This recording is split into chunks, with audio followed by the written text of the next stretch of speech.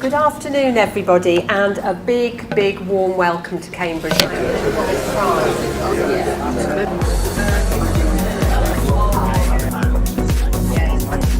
problem we got with compliance and holidays is we'd like to think that's the case, but the general public wouldn't have that knowledge of LEZ and compliance and everything else. So we find it difficult really to pass that on to the public. Like we all agree now, the holiday business is getting harder. People want the same price and a better standard, and things are changing. So we've got to be really sensitive. So I suppose that educating the public really to say that your vehicles, and almost promoting the green issue is something we could look at putting out there, just saying that it is environmentally friendly. We've now got vehicles that are compliant and aren't being bad for the environment coming into a city, and appeal to the green factor. I suppose we could do that and campaign on that a little bit. I think one thing I would add to that is, to some degree, it's almost a level. Those operators that do invest in new vehicles year in, year out, against operators who run substantially older vehicles. Now, if you're going to buy those vehicles anyway, they're compliant vehicles, you're arriving in a situation where the older vehicles are effectively going to be taxed. I think the simplest solution would be to sell the coaches and get newer ones, because from what I've read about it, the costs of conversion are quite prohibitive really. Or you wait for definite government policy or local council policy. We're talking about providing grants for certain vehicles, they're talking about helping you financially to do that. So it might be a case of just waiting and seeing what individual councils do, what individual authorities do, prior to introducing the legislation. We also have to see if it's a money-making machine, because we get penalised when we're abroad.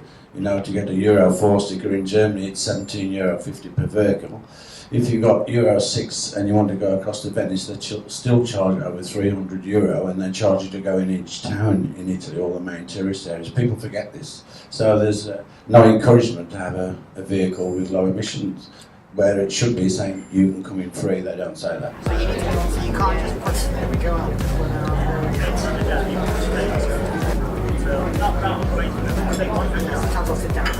Without further ado, Tom Jenkins. Good afternoon, everyone. First thing to note with the idea for Brussels is that they just think we're mad. This is it's a false sketch of a comparison between the mad cow disease areas of the UK and those areas that voted for Brexit. This shows you the screenshot of someone using this very model in a presentation in Dublin. That takes roughly 90 seconds per person. Now, with a lot of investment at airports, you can imagine 250, 260 people landing, 200 of them non-EU citizens. They're all filing into the non-EU lane. If there's only one person there, delay, well, it's 90 seconds times 200. It's about 300 minutes, 5 hours. If you've got lots of investment, get it down to 2 hours, maybe 1.5 hours per plane. The trouble is that there's another plane coming in after half an hour, and another, and another. And most airports expect total logjam within 1 day.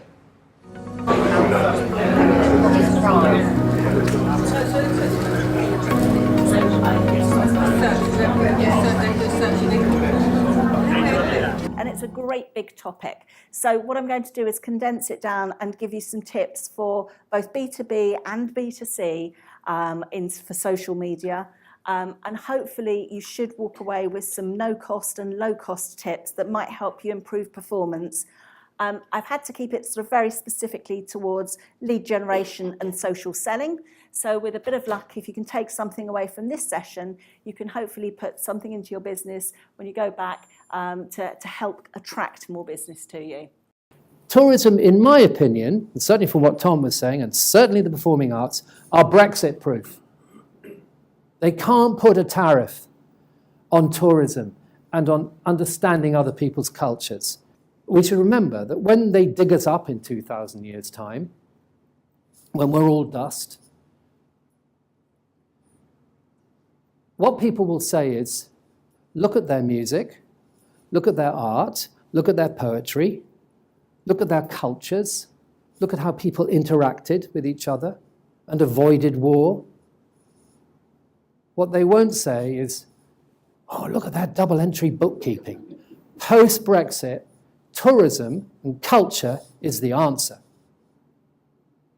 And it's a very important message you need to take home with you, that what you do is important. It's far more than just pressing on an accelerator and a clutch. You're taking people out of themselves, and it's good. It's good what you're doing. So don't give up and fight on. That's what I say. Thank you.